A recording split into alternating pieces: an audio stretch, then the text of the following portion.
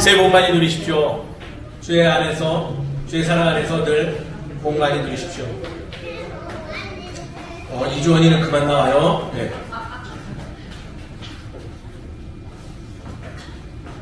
올 한해도 주의 사랑을 충만하게 누리면서 조금씩 주의 자녀된 모습을 회복하는 우리 모두가 되기를 간절히 소망합니다. 말씀 나누죠. 제 과거 얘기를 또 해야 될 것 같습니다. 제가 한때 유명한 조교였습니다. 군대 조교였냐고요? 아닙니다. 학교에서 조교였습니다. 그리고 그 조교의 역할을 감당함으로 인해서 학교에 굉장히 큰 명성을 떨쳤죠. 정확히 말하면 명성은 아니고 악명만 떨쳤습니다.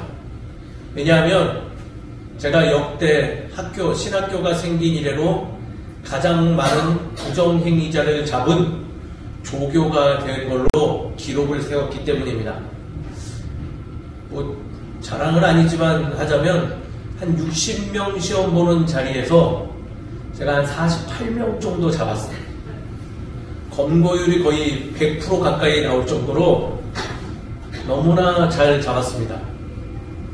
이게 과거가 있는 사람이라서 그런지 너무 잘 보였어요. 그렇게 눈만 돌리면 제 눈에는 보이더라고요. 그래서 나중에 어떻게 되냐, 교수님들이 제가 감독관으로 들어갈 때 꼭 당부했어요. 승현아, 졸업자가 문제가 생기면 안 된다. 적당히 잡아라. 그랬죠. 그래도 사명을 다해서 주께서 주신 사명이니 신학교에서 이 부정을 뿌리 뽑아야 된다는 정신으로 열심히 잡았습니다. 그러던 중 한 분이 저 때문에 굉장히 속상했던 것 같아요. 그분이 늘 주의 일을 감당할 때마다 생각납니다. 여성 신학생이었는데 그분이 하루는 조교실로 쫓아왔어요.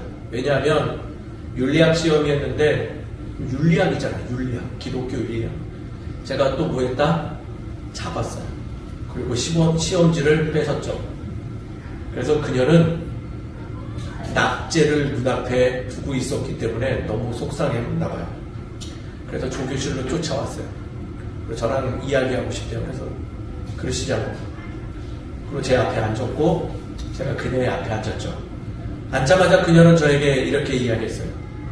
조교님, 당신만 그렇게 정의로우세요? 조교님은 한 번도 컨닝 안 해보고 사셨어요? 라고 얘기했어요. 그 얘기에 저는 뭐라고 대답을 했을까요? 죄송합니다. 제가 많은 부분 헤아리지 못했네요. 라고 대답하면 좋았을 것을 저는 이렇게 대답했습니다. 예, 해봤죠. 근데 신학교 와서 하나님과 인격적 만남을 하니 그 일은 결코 작은 일이 아니라는 걸 깨닫고 하지 않으려고 몸부림쳤고 오늘 이 자리에까지 단 한 번도 그러한 일을 하지 않았습니다. 이렇게 말하니까 그녀의 눈빛이 흔들리기 시작했어요. 좋은 의미로 흔들린 게 아니라 이건 무슨 이런 또라이가 다 있지 않은 눈빛으로 저를 보면서 부르르 떨며 입으로 육두문자를 하고 나가셨죠. 그녀는 후에 한 목사님의 사모님이 되었고요. 제가 알기로는 지금도 어느 교회의 목사 사모로서 아름답게 교회에서 지내는 걸로 알고 있습니다. 근데 어쩌다가 우연히 저를 만나면 도망가시더라고요. 왜냐하면 그녀는 거기서 멈추지 않고 학교에 그 자리를 박차고 나가 학교에 이상한 얘기들을 하기 시작했어요. 조교가 자신에게 갑질을 한다? 성질머리 더럽고 싸가지 없는 인간이 자기가 정말 하지 않았는데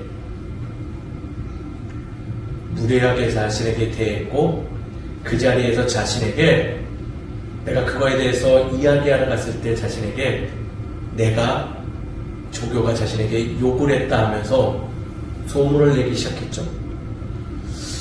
놀랍게도 학교에 그것을 믿는 이들이 많아졌어요. 왜? 제가 좀 재수가 없었나 봐요. 그래서 적이 많죠. 그때 많은 것을 배웠어요. 많은 부정행위자들을 바라보며 신학교에 어떻게 이런 이들이 넘쳐날 수 있을까? 저런 이들이 어떻게 주의 종이라고 앞으로 교회 나가서 행동할 수 있을까? 라고 그러한 것들을 배우기보다는 저들이 참 나름대로 부정행위가 있음에도 불구하고 그거에 대한 확고한 명분과 그리고 어떠한 생각에 정리들이 있구나라는 걸 생각해 봤어요. 바로 그러한 부분이 있으니 지금 부끄러운 줄 모르고 감독관인 저를 찾아와 그럼 말도 안 되는 이야기를 던지며 그리고 자신이 절대로 부정행위를 하지 않았다라는 태도로서 그러한 말과 행동을 보였다는 것이죠.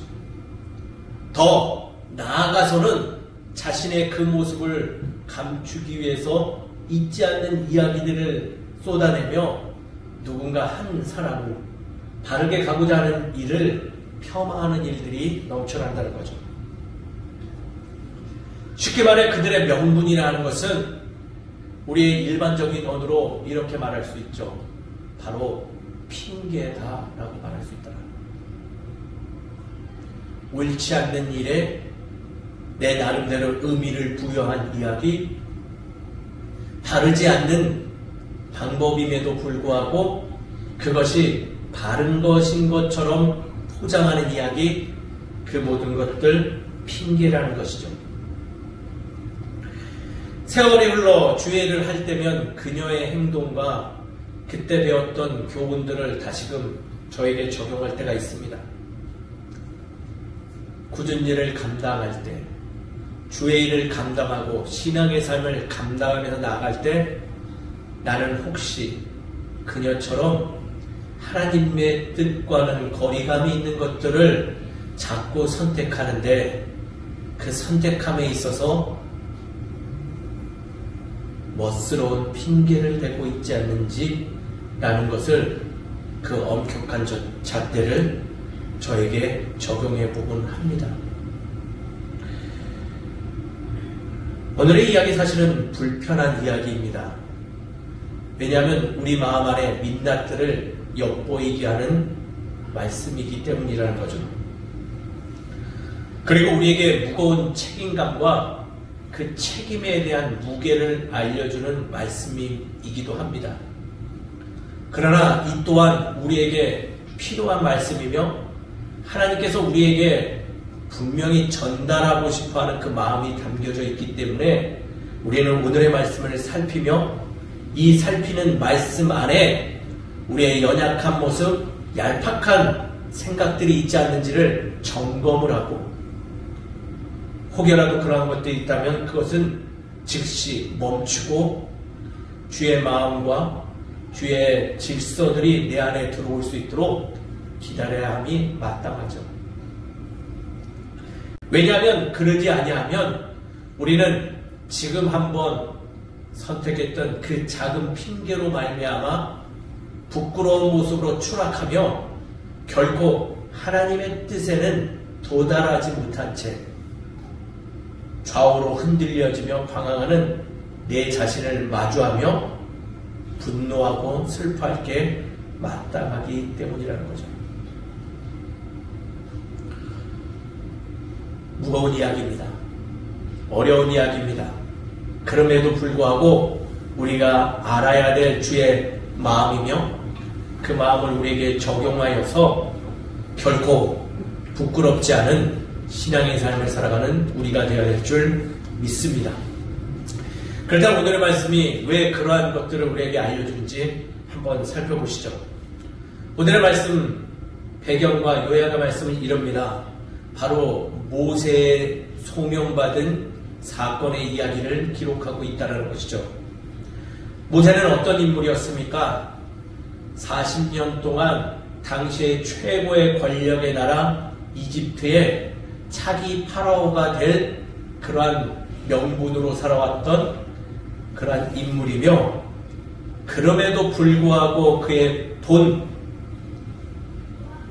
본향은 이스라엘 백성의 유대인이라는 게 있었죠.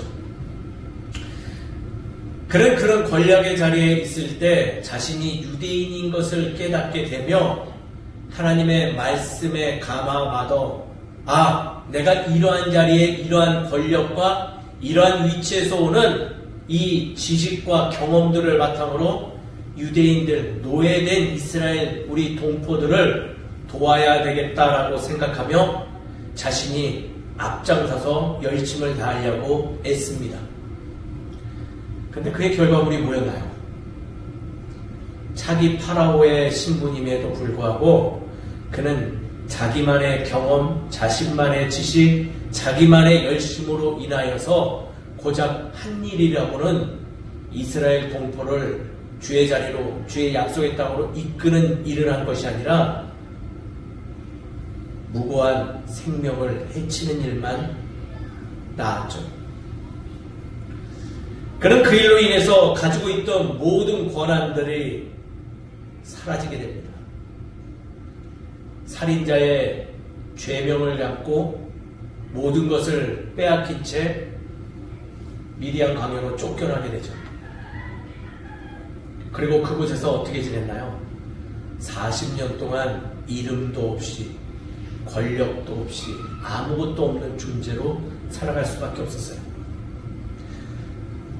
이제는 인생의 마지막 여정을 앞두고 있는 그의 인생길에 하나님이 그를 만나주셨어요.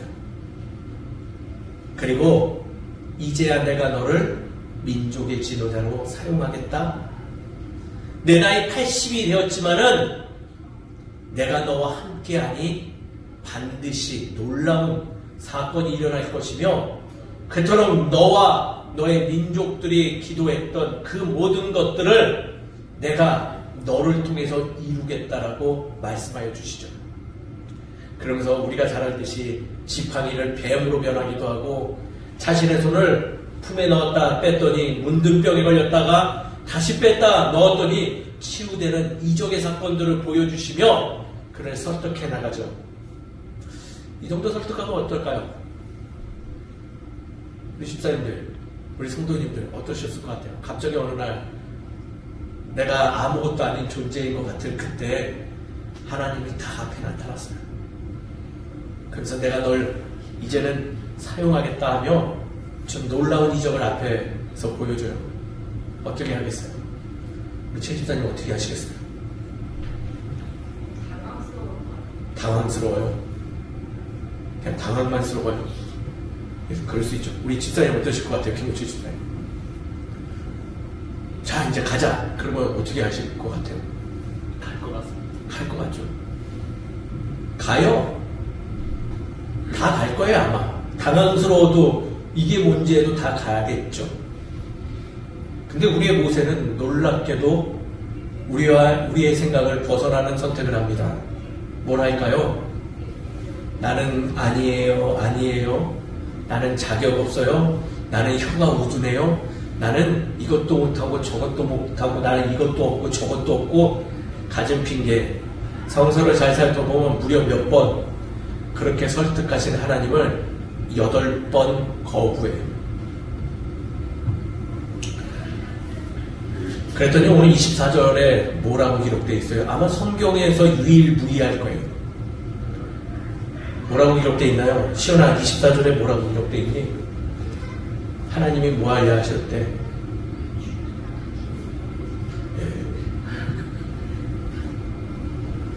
본 적 있으세요?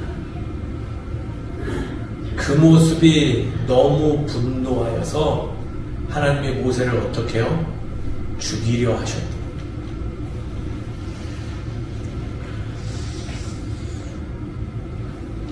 모세의 행동은요, 한마디로 말해서 뭐다? 핑계밖에 되지 않아요. 하나님은 그 핑계대는 모습에 지금 놀랍게도 극도로 분노하셨어요. 순종을 안 해서일까요? 모세가 능력이 없어서 화났을까요? 아니에요. 그런 이유 지금 하나님은 아무 상관없어요. 어떤 모습?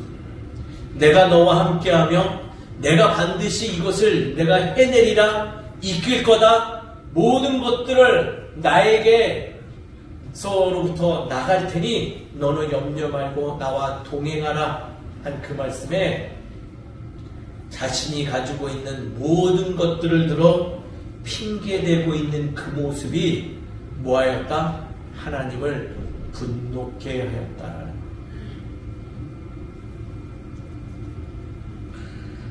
하나님의 말씀 딱 들어보니 본인은 감당하기도 힘들고 귀찮기도 하고 부담도 되고 여러 가지 생각해 보니 노년에 불편할 것 같기도 하고 용기도 나지 아니하니 자신이 생각할 때 가장 합리적인 여러 가지 이유를 대면서 이것도 안 되고 이래서 안 되고 내가 할 수밖에 없는 존재라 말하는 그의 모습을 보며 하나님은 분명히 말씀하길 너는 지금 핑계대고 있는 거야. 너의 그 모습이 결코 나를 기쁘게 하지 못하는구나. 그렇다면 너의 소원대로 차라리 죽는 게 어떠냐라는 의미로 지금 그를 바라보았다는 거예요. 놀랍게도 그는 어떻습니까? 이러한 일이 있음에도 불구하고요, 목숨을 이어갈 수 있었어요. 왜? 그의 현명한 아내 시보라 때문에. 그래서 남자는 아내를 잘 얻어야 되는 것 같아요. 그의 아내가 볼 때도 모세가 정말 한심했나 봐요. 아들의 살가죽을 그의 앞에 던지며 말을 합니다. 그 살가죽은 그냥 살가죽이 아니죠.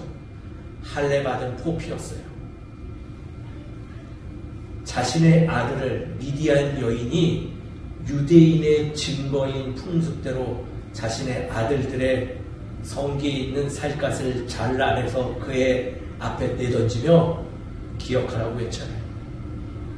너희 민족들은 하나님의 자녀 아니었어.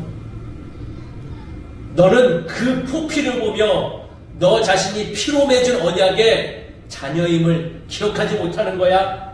라고 한 그 한마디에 그는 핑계대는 걸 멈추고 그 마음에 하나님의 그 말씀을 품고 나아갔더니 여전히 그는 얄팍하고 연약한 인간의 모습은 가지고 있었지만은 이 이후로 모세가 변화된 건 무엇이냐면 늘 자신의 방법을 이제는 우선해서 선택하는 것이 아니라 뭐했다? 하나님의 방법이 무엇인지 묻고 기다리며 그것이 이루어지기를 그는 기다렸다라는 거예요.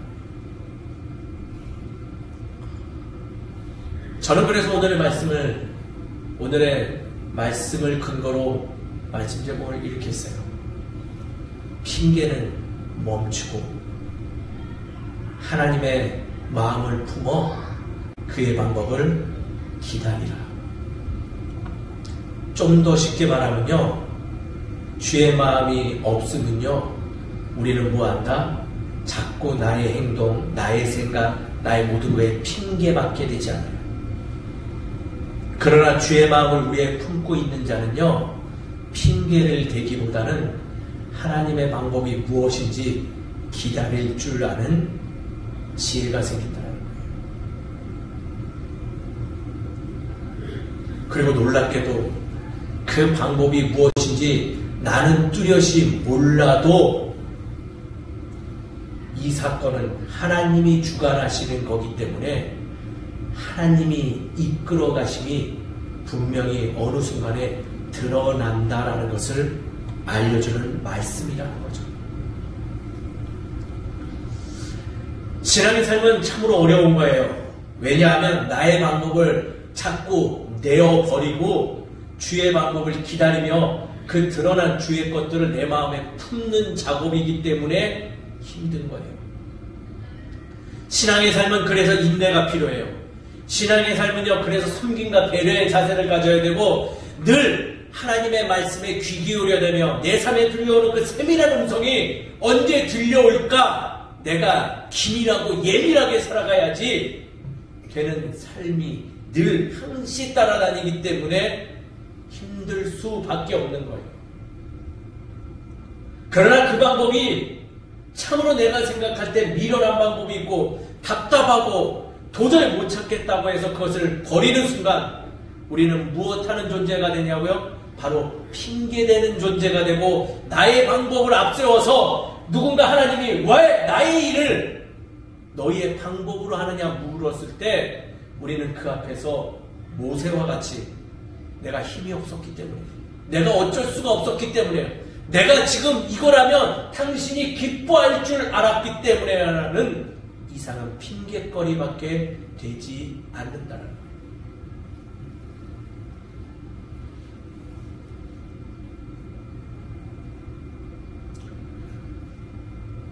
놀랍게도요, 말씀이 알려주는 대로 그 핑계를 용기를 내어 한쪽으로 밀어내고 주의 방법을 택하고자 기다렸더니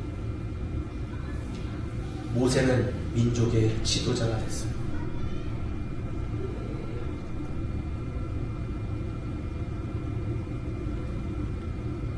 사랑하는 성도 여러분, 마음을 살펴보길 소망합니다. 우리 마음에 혹시 나는 못해요라는 핑계로 말미암아 느슨하고 얄팍한 신앙의 모습을 갖고 있는데 그것을 숨기고자 또 다른 얄팍함과 핑계를 대고 있는지 한번 살펴보길 소망합니다.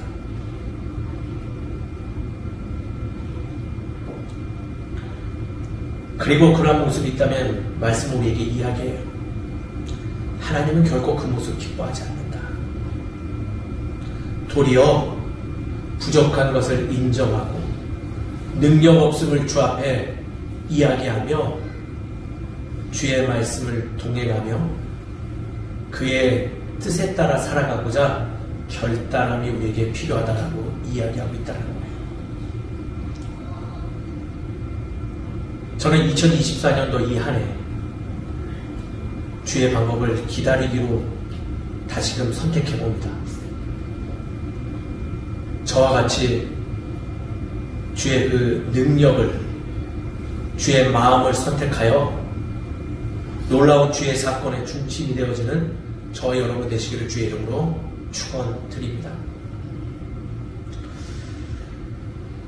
우리에게 이런 말씀이 성서를 통해서 하나님은 끊임없이 이야기해요. 좀 더 쉽게 말하면 늘 우리에게 직설적으로 이렇게 얘기하죠. 네가 하는 게 아니라 내가 하는 거야.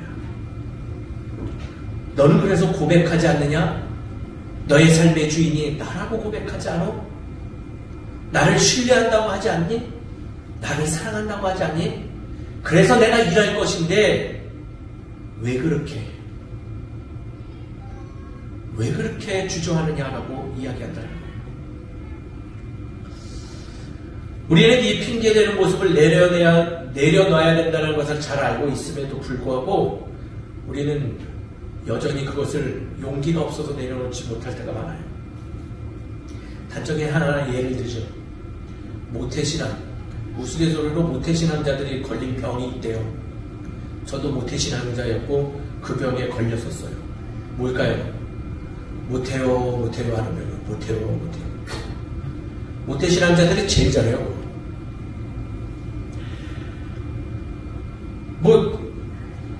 야 승현아, 이거 한번 해볼래? 못해요. 허리가 아파요. 너 이번에 성가대 하면 좋을 것 같은데 너 목소리 굉장히 좋아. 제가 목이 지금 굉장히 안 좋아요. 승현아, 오늘 우리가 이러한 행사를 할 건데 이거 좀 같이 들어줄 수 없니? 제가 좀 병원을 가봐야 돼서. 야 승현아, 이제 그만 화해해. 지금 내가 아직 생각이 정리가 안 됐어요. 야, 우리 함께 이것을 위해서 힘을 모으자. 제가 오히려 도움받아야 될 것 같은데.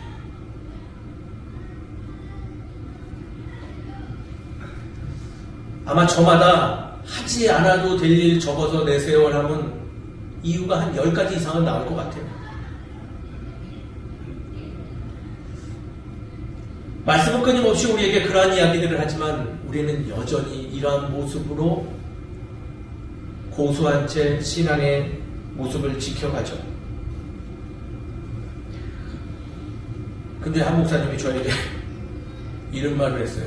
이 목사 좀 변한 것 같아 라고 그러더라고요. 무슨 대화를 했냐면 개척교회를 이렇게 가면서 이제는 이런 것들을 해 나가야 되는데 조금 어려움이 있는 것 같습니다 했더니 그런 주제로 이야기를 했는데 그거를 듣던 한 목사님이 저에게 하신 말씀이 이 목사가 요즘 변한 것 같아요. 뭐냐면 오늘 이야기를 종합해보니 그러한 세세한 내용을 그거는 필요 없고 이 목사가 지금 하고 있는 이야기가 무슨 이야기인 줄 아느냐? 라고 되물으시더라고요. 그래서 제가 무슨 얘기를 했을까요? 했더니 한마디로 오늘 주제가 초심을 지키고자 하는데 왜 이렇게 초심이 지키기 어려울까요? 라는 이야기를 하고 있대요. 제가 맞더라고요. 그 목사님의 이야기에 한순간에 부끄러워졌어요. 교회를 세우면서 언제 제 생각과 제 경험과 제 방법으로 하겠다 한 적이 없었고 주님께서 모든 것을 이끌어 가실 것을 내가 믿으며 기다리겠습니다라고 기도했는데 언제부턴가 성도님들의 말 한마디에 좌지우지돼서 주춤되는 제 자신을 기억했기 때문이죠. 이런 이야기하면 나가실까봐, 저렇게 하면 상처받으실까봐,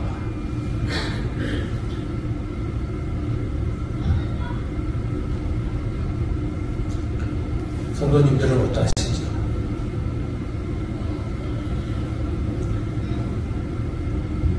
이번 주간에 제가 개척하고 제일 많은 저를 격려하는 전화를 받았어요.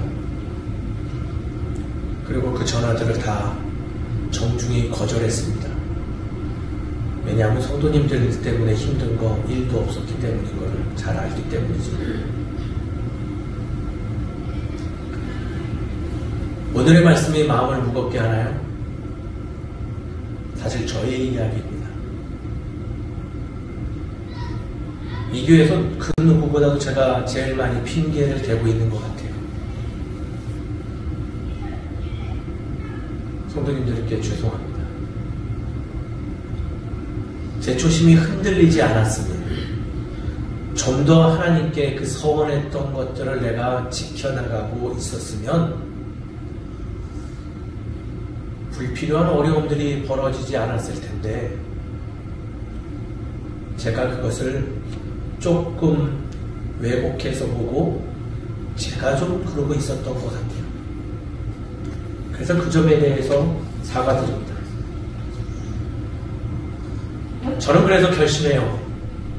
핑계대지 않는 목사로 돌아가기 위해서 주님께서 주신 그 마음을 지키고자 합니다. 기다려야죠.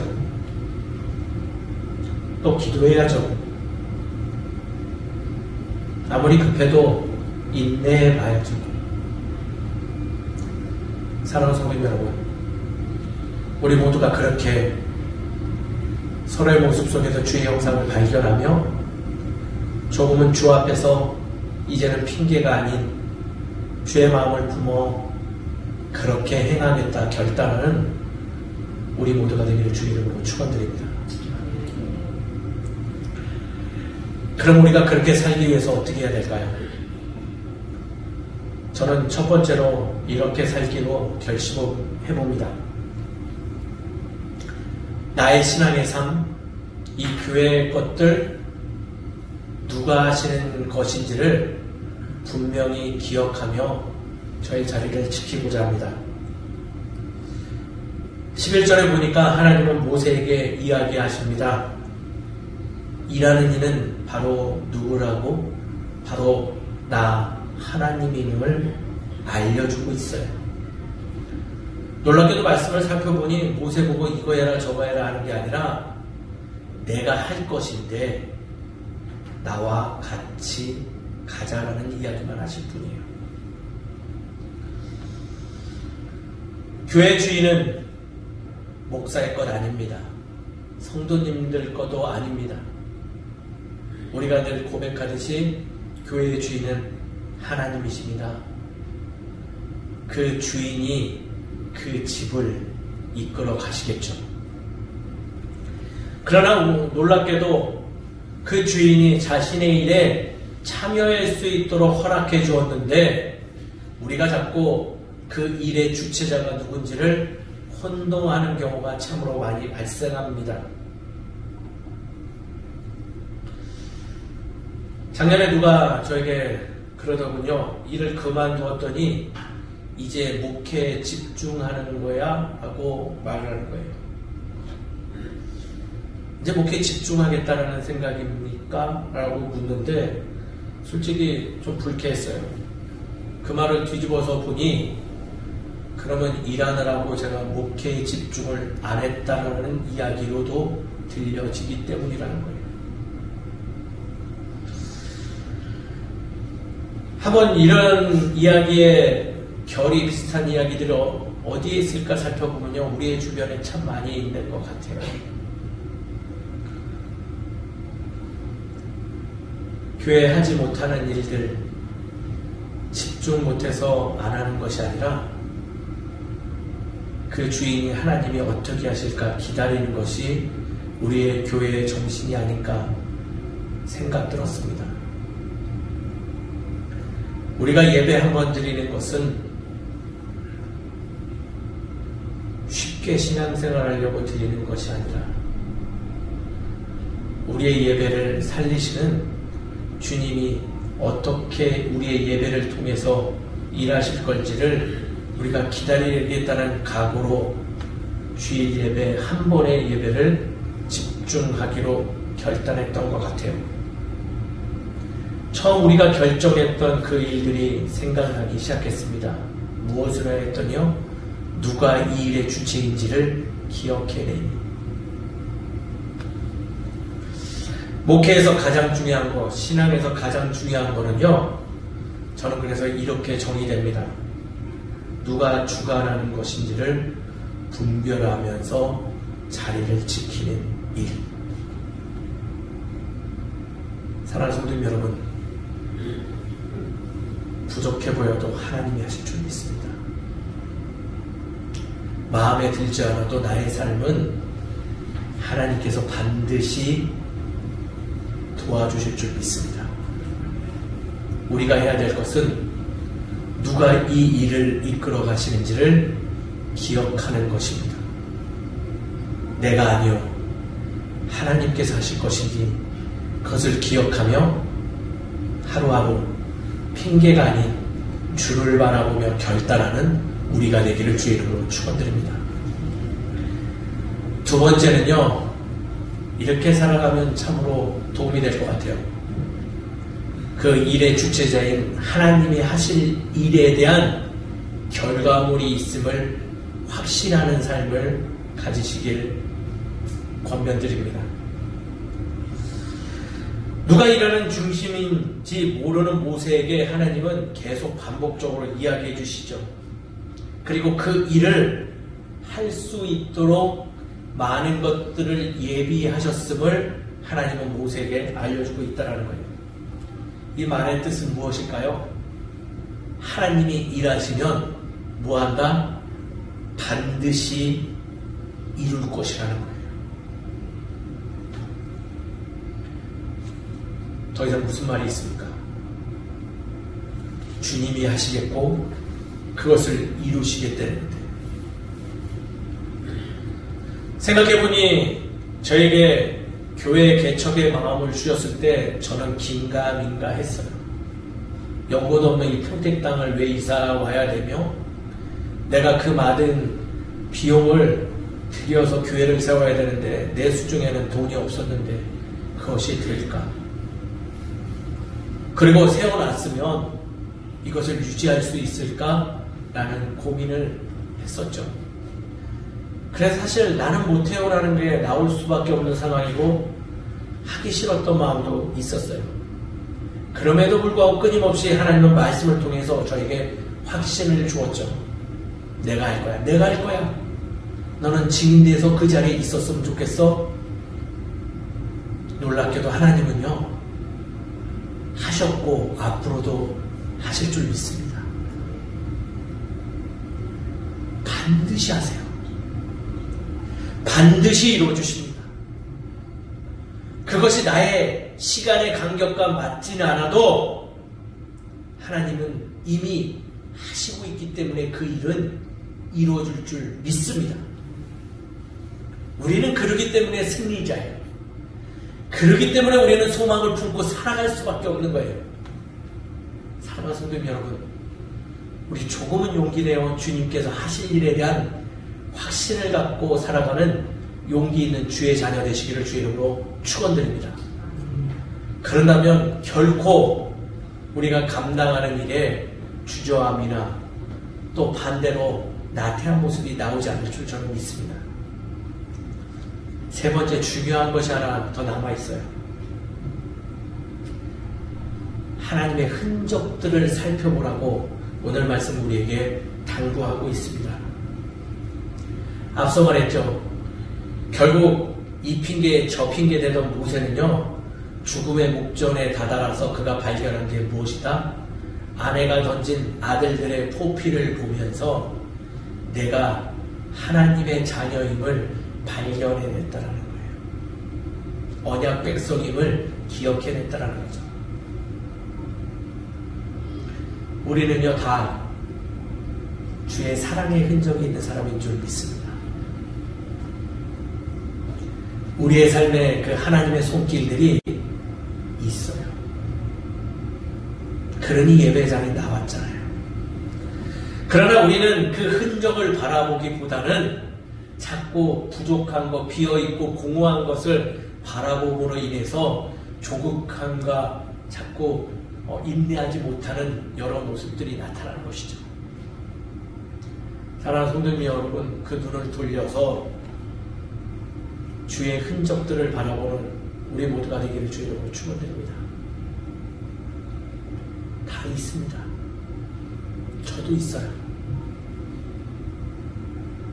그 흔적들을 발견하지 못한 이들에게 발견할 수 있도록 섬김과 배려의 모습으로 나가주시고, 그 흔적들이 드러날 수 있도록 때로는 기다려주시고, 그 흔적들을 바라볼 수 있도록 내가 그 흔적에 걸맞는 자격으로 살아가고자 몸부림칠 때 우리는 하나님께서 주신 방법을 선택할 수 있는, 그리고 그 방법들을 기다릴 수 있는 주의 자녀가 될 줄 믿습니다. 말씀을 정리하죠. 말씀이 우리 마음에 없으면 우리의 삶에는 핑계만 난무합니다. 하지만 말씀이 우리의 중심에 있으면 거룩한 방법을 모색하고 기다릴 줄 아는 지혜로운 삶을 살아갈 수 있을 것입니다. 저는 그래서 성도님들 앞에서 결단합니다. 핑계가 아닌 하나님의 말씀을 기다리며 하나님의 말씀을 우리의 중심에 세워 거룩한 방법을 선택하기를 모든 성도들 앞에서 결단해 봅니다. 사랑하는 성도 여러분, 혹시 제가 애쓰는 모습이 보인다면 우리 성도님들도 그 일에 함께 참여해 주시기를 권면드립니다. 그렇게 신앙생활을 이끌어가는, 그래서 정말 하나님께서 기뻐하실 수밖에 없는 교회를 세워가는 우리 모두가 되기를 주의 이름으로 축원드립니다. 기도하겠습니다. 고맙고 감사하신 하나님, 참으로 주님께 감사의 마음 올려드립니다.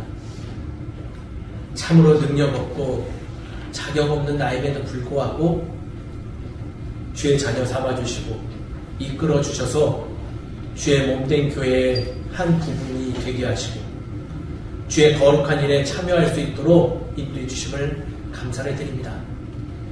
아버지 하나님, 주의 그 놀라운 일들을 기억하며 주께서 하실 일들을 기대하며 주를 따라가는 주의 거룩한 백성 되게 하여 주시옵소서.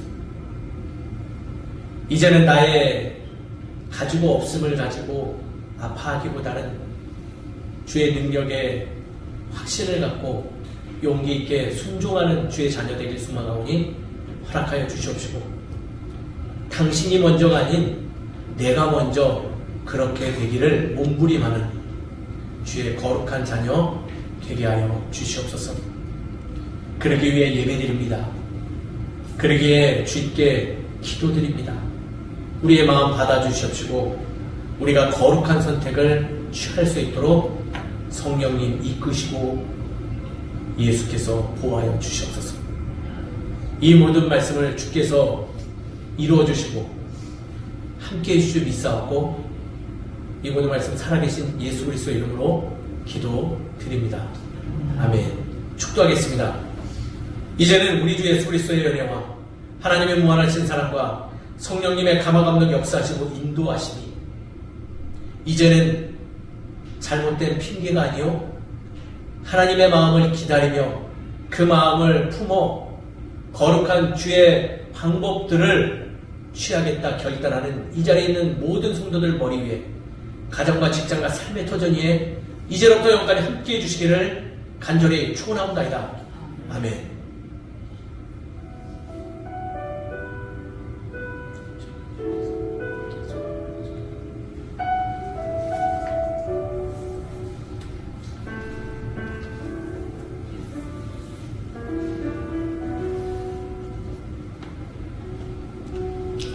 예배 마쳤습니다. 하나님께 영광의 박수 올려드리도록 하겠습니다. 광고 전하겠습니다. 저희 교회는 두 모임이 있습니다. 금요 모임과 토요 모임이 있습니다. 금요 모임은 저희가 조금 더 함께 이러한 공적 예배에서 나누지 못하는 신앙적인 이야기를 나누는 자리입니다. 그래서 금요 모임 금요일 저녁 7시 30분에 있고요. 현재 제가 기도 주간인 관계로 지난주에는 하지 않았습니다. 그러나 돌아오는 금요일에는 다시금 그 모임을 갖고자 합니다. 관심 있고 하고자 하시는 마음이 있는 분들은 모든 분들 참여해 주시면 좋을 것 같습니다. 금요일 저녁 7시 30분에 있습니다. 토요 모임은 오전 11시에 있습니다. 두 번째 광고 드리겠습니다. 아까 들어오시면 주보, 그러니까 예배 안내지를 보시면 그 옆에 피스로 하나 제가 만들어 놓은 것이 있습니다. 바로 예배 예전 참여자 모집 그 표를 만들었습니다. 앞으로 예배 시간에 예전을 담당하실 분들은 자발적으로 저 표에다가 자신의 이름을 기재해 주셨으면 좋겠습니다. 날짜와 두 가지 예전이 있습니다. 첫 번째는 바로 회중 기도, 두 번째는 특별 찬송, 한 가지 더 있네요. 세 번째는 토요일날 예배를 준비하는 환경미화에 참여하실 분을 모집합니다. 늘 열려있는 자리요원이 자발적으로 참여해 주시고 저 표를 이용하여서 우리의 예배 예전자들을 세워나가면 좋을 것 같습니다. 식사하신 후에 한번 살펴보시고 내가 이날 기도하고 싶다. 이것은 직분자 성도 구분 없습니다. 모든 이들 함께 참여해 주셨으면 좋겠습니다. 그래서 기입해 주시면 좋을 것 같고요. 없는 날은 공동 기도 및 아니면 그날 예배 직전까지 혹시라도 결단한 분들 있는지를 파악해서 그분들을 세우고 그마저도 없을 때에는 공동 기도원 또는 목회자인 제가 기도하도록 하겠습니다. 괜찮을까요? 그렇게 만들어가면 좀 더 풍성한 우리의 예배 모습이 될 것 같습니다. 그것을 살펴보시고 꼭 적어주시고요. 항상 두 달치를